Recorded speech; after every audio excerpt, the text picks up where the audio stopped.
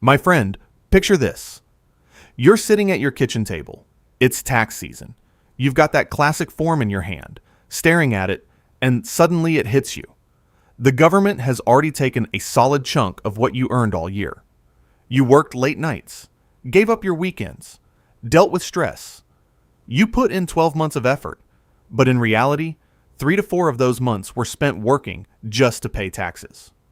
When most of the money you earned through all that effort goes to taxes, you can't help but think, what did I even do this for? But then that phrase you've heard your whole life pops into your head. Taxes are the price of civilization. Sounds nice, but real life isn't that romantic. Because at the same time, you open your phone and see a headline. A billionaire paying a lower tax rate than you. Tech giants, real estate moguls, living in luxury while reporting almost zero income on paper. And in that moment, you feel it. This system isn't fair. And look, I'll be honest with you. You're right. The system isn't balanced, but not for the reason you think. These guys aren't doing anything illegal, my friend. They're just not playing the same game you are. You think you're playing chess? They're playing poker.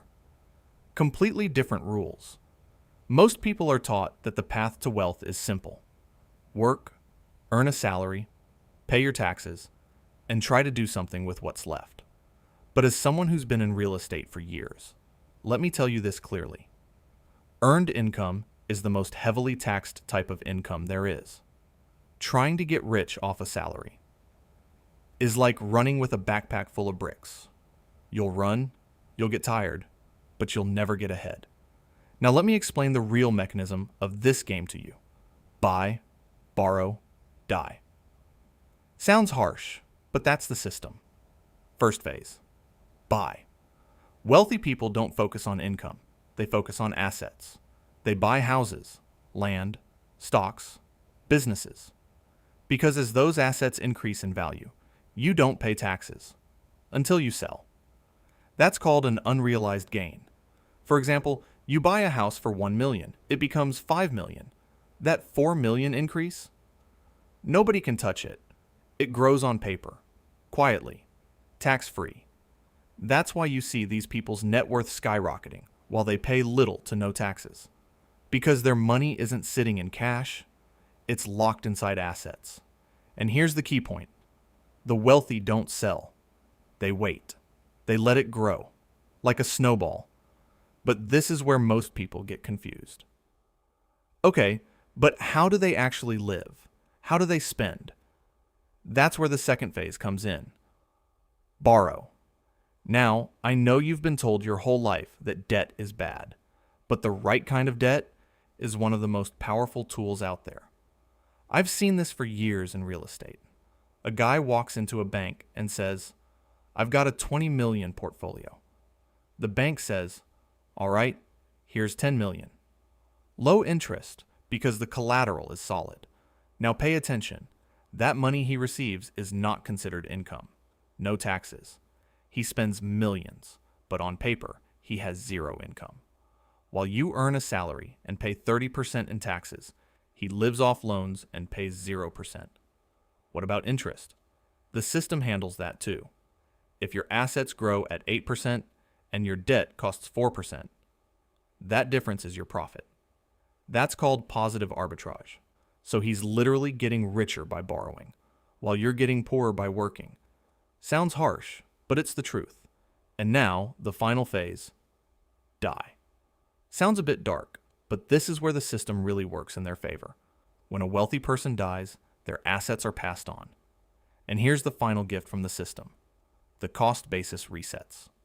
Let's say a house was bought 30 years ago for $100,000, and now it's worth $10 million. If it were sold, there would be a massive tax bill. But if it's inherited, the cost basis becomes $10 million. That gain? Gone. Vapor. No taxes. The heir can sell it and still pay nothing.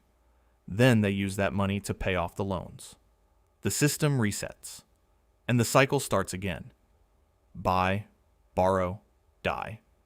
That's why some families stay wealthy for generations. Because they understand the game. Now you might be thinking, I'm not at that level. True. But the principle is the same. You start small. Instead of rushing to pay off low-interest debt, you invest. Instead of saving 3%, you aim to earn 8%. You start seeing your house differently. Not just a place to live, but a financial tool. As it gains value, you borrow against it and invest again. You use debt to produce, not to consume. That's the difference. Bad debt drags you down. Good debt lifts you up. And don't make this mistake, my friend. Sitting in cash. Cash is the silent killer. Inflation eats it away, and you don't even notice. The wealthy don't hold cash. They hold assets. And when they need money, they borrow against those assets. So they grow and spend at the same time. That's how the game works. Most people want accessible cash, so they hold money. The wealthy want accessible credit, because that's more powerful. Let me be clear about one thing. It's not about how much you earn. It's about what you control. A worker tries to increase income. A smart man increases assets. A worker avoids debt. A smart man manages it. A worker fears taxes. A smart man uses the tax code. The system isn't going to change. No one is coming to save you. You have to save yourself. You either learn the game or you spend your life working for someone else. This isn't about intelligence. It's about discipline, patience. I didn't get here in a day. It took years. But at some point, your assets start carrying you. And when that day comes, you no longer have to sell your time. That's freedom. So don't be afraid. Start small. Make your first investment. Then another. Then another. Don't sell. Grow. If you have to borrow, do it wisely. Use the system. Because this game is a math game. And now you understand the math.